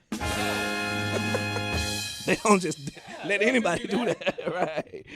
Number 8, he won a bout with sciatica this year. Number 7, he reached 50,000 career points, man. Number 6, he celebrated 12 years of marriage. That ain't easy, man. No. Number 5, he became the NBA's all-time leading scorer. Pretty impressive. Number 4, excuse me, he and Steph Curry and the rest of the guys saved Earth and won a gold medal in France. Oui, oui. Number 3, he won a championship and the Finals MVP. Better than a That only counts for half. Number 2, he's still never been arrested or involved in a RICO. And number 1, that is impressive. The number 1 most impressive thing he's done is his son threw him an assist in an NBA game. All right. And again, those are just since 2020. His sperm on the floor with him. Yeah, that's right. Whoa. Quite the visual. You know what? And now I'm going to piggyback Juju's top 10 there. I have a top 5 for you. You ready for this? Oh, yeah. All right. top 5 playoff performers so far. That's right. This list can be fluid. We can update it next week if we want. I have top 5 NBA playoff performers so far. Is this where you're getting to Rudy Gobert? Or? We'll see. No spoilers, all right? I don't do spoilers. Everybody knows that about me. Everybody knows 2 things about me. Not a cuck. Not a cuck. Don't give out spoilers. All right. You ready for this? Top 5 NBA playoff performers. Number 5, VJ Edgecombe. The rookie had 30 points in a Game 2 road playoff win at the Boston Celtics. I would imagine there are not very many rookies that scored 30 on the road in a playoff victory. I would imagine it's a really rare list. Rookies who are capable of scoring 30 don't even usually make the playoffs because their teams are terrible. Because they're on bum teams, Yeah. right? They're the new big piece of bum teams who don't go to the playoffs. Exactly right. I'll bet that's a super, super short list. So number 5, VJ Edgecombe. Number 4, Jonathan Kuminga. He was all over the place last night for the home team Atlanta Hawks. You know, Kuminga, Steve Kerr couldn't find any minutes for Jonathan Kuminga. Jonathan Kuminga was the best player on the floor last night that beat the New York Knicks, and Steve Kerr looks at his bench and says, you know what? All these options are better than Kuminga. You're not going to play. And then you got Dunleavy, who says there's no market.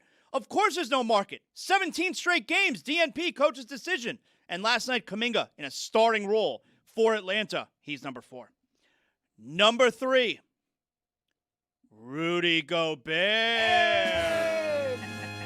I told you I was going to get to Rudy Gobert, Dave Damashek. Rudy Gobert, look, you got to give him credit. He's very easy to make fun of. He started COVID. He's got a lot working against him, all right? And last night, he shut down Nikola Jokic. Jokic was 7 for 26 last night. Gobert was taking his lunch money all night long. Number 3, Rudy Gobert. Number 2, another Atlanta Hawk, CJ McCollum. It's been amazing this series. Games So 1, 2, awesome. and 3. It's been awesome. I mean, it's one thing that they got better because they got rid of Trae Young, but one of the guys they got in return for him has been their best player this series. If you're a Knicks fan, it's got to be so annoying that, like, Trae Young giving you a reason to hate him is fine because he's pretty hateable to watch and he, like, leans into it. But CJ McCollum is doing it in this, like, uber professional way. He's a sweet guy. Everybody likes him. And then he's killing you, and it's the same franchise. It's got to be infuriating. You know a fun fact about them two? Trae Young, CJ McCollum, same birthday. No. Yep. Back to you, Zaz. All right, that's weird. And number 1, top 5 playoff performers so far, it's LeBron James. Oh, my God. And see, this is because I'm a very fair man, all right? If there's 2 things about me everybody knows, 1, I'm not a cuck, number 2, I'm a very fair man. And LeBron James has definitely been the number 1 playoff performer so far. He's been incredible. I'm not going to say that it's his greatest accomplishment if they win a first-round series that they do have home court advantage in, all right? But nonetheless, the praise is going to be, like, pretty overwhelming if the Lakers wind up winning this series. LeBron's been the number 1 playoff performer. And there you have it. That's the top 5 playoff performers so far. I love it, but that's looking in the rear view mirror. I turn now to you, Zaz, and to Trista, and to Juju. Weigh in here. Anybody else, too. What will that look like? Look into the crystal ball now. A fortnight from now. What will that top 5 look like?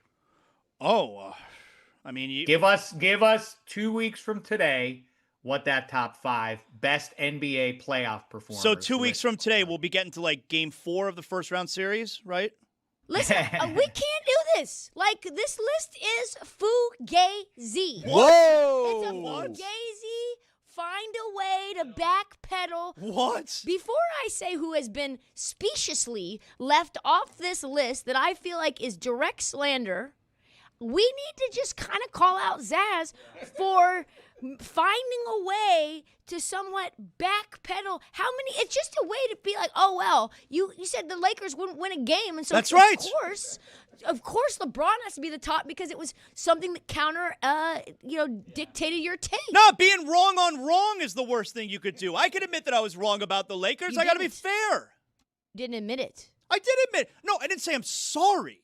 I'm not going to say I'm sorry. What would I be saying I'm sorry about? He said he's a man of honor, and that's enough for me to say, to go like that. I always live by one of my codes. My creed in life is one I stole from Jerry Orbach, the late great, at the end of Dirty Dancing. He says to the late great Patrick Swayze, when I'm wrong, I say I'm wrong. And that's, I feel like, what Zaz did. Can we just Chris. talk And about now, that? Being taken to task.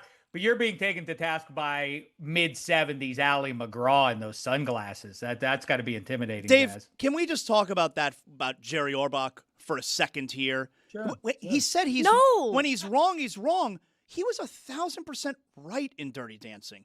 You got a guy who looks like Patrick Swayze. He's got to be 30-something years old, and he's doing Dirty Dancing with like his 15-year-old daughter. Jerry Orbach was right. Yes. He was right the whole time. Wildly inappropriate. Why? Because, wait. This creepo putting his mitts all over my teenage daughter, taught her to dance good. All is fine then. And he's doing what the hell? To Americas. Juju, put it on the poll. Was Jerry Orbach in Dirty Dancing right about Baby? Back to the Fugazi. Why is Scoot Henderson not on this list? Scoot Henderson, 31 points, 11 for 17 from the field, 5 for 9 from 3. 1 steal, 1 block, only 2 turnovers. Had his best game of his career. They slayed the team that everybody thinks is up next, that they're the next Oklahoma City Thunder, and he was at the center of that. He was a key piece of the defense. He was that guy. You need to take Jonathan Kuminga off the list. That's just because we're surprised that he's doing this.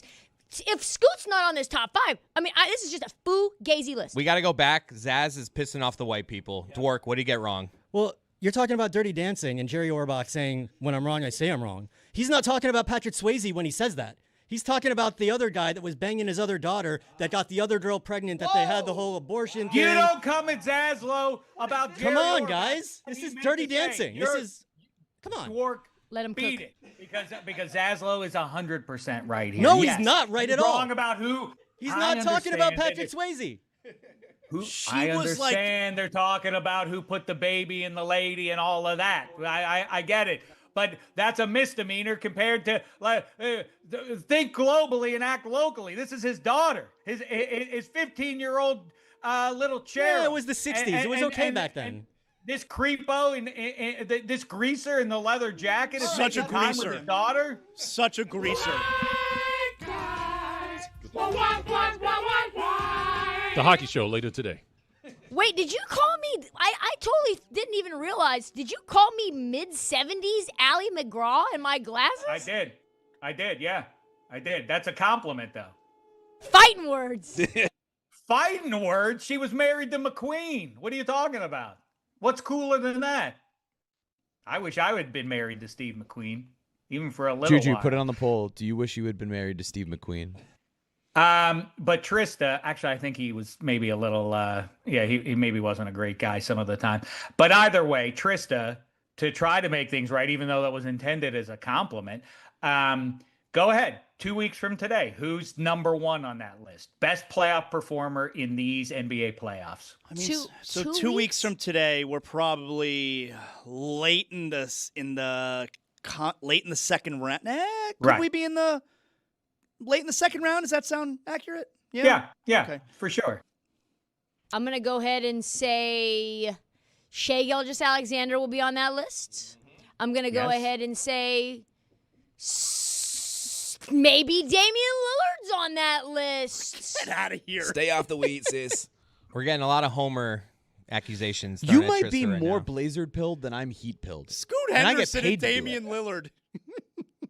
Now, Dan will be proven correct if even 2 weeks from today, forget about getting to the finals or anything else, if LeBron still, if there's a good case to be made that he's number 1 on the list still 2 weeks from today, Now Dan Le Batard's onto something. This might be the greatest chapter in LeBron's career. I'll tell you what. So last night, the Wolves beat the Nuggets. They go up 2-1. Wolves Nuggets, like Jaden McDaniels again after the game, just talking all kinds of crap about the Nuggets. I love it because it reminds me of what the NBA playoffs were like when I was growing up, where these teams all hated each other instead of kissing and hugging all the time.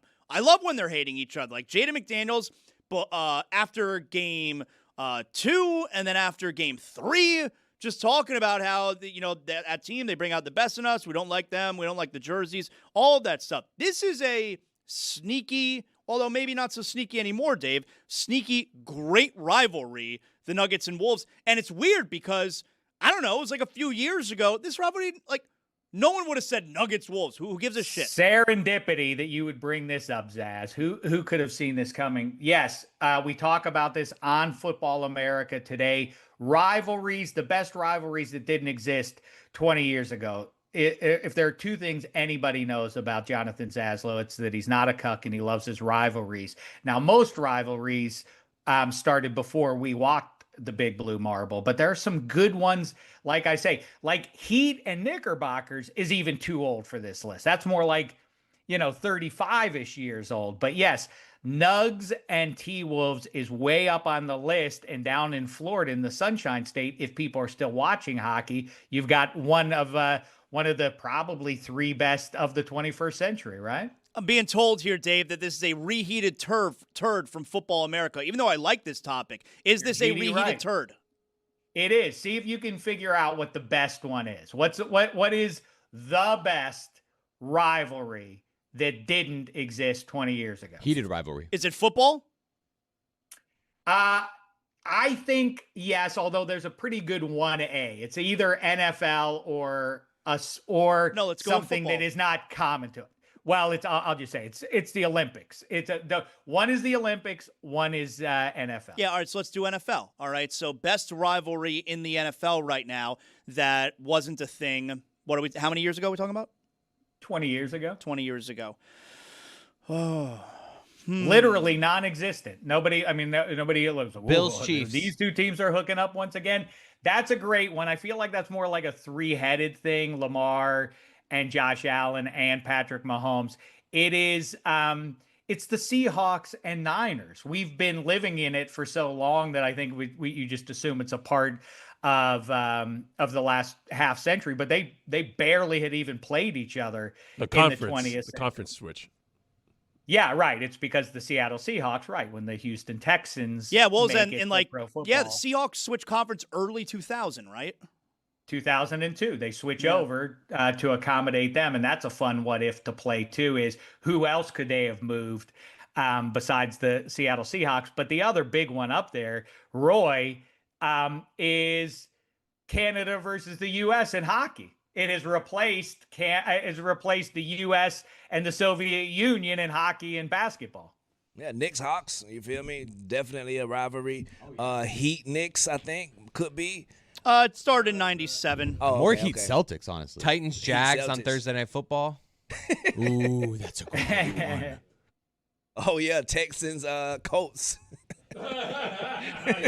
By the way, speaking of the Seahawks, the last Miami Dolphins road playoff win, Seattle Seahawks. That's right, both teams, AFC back then.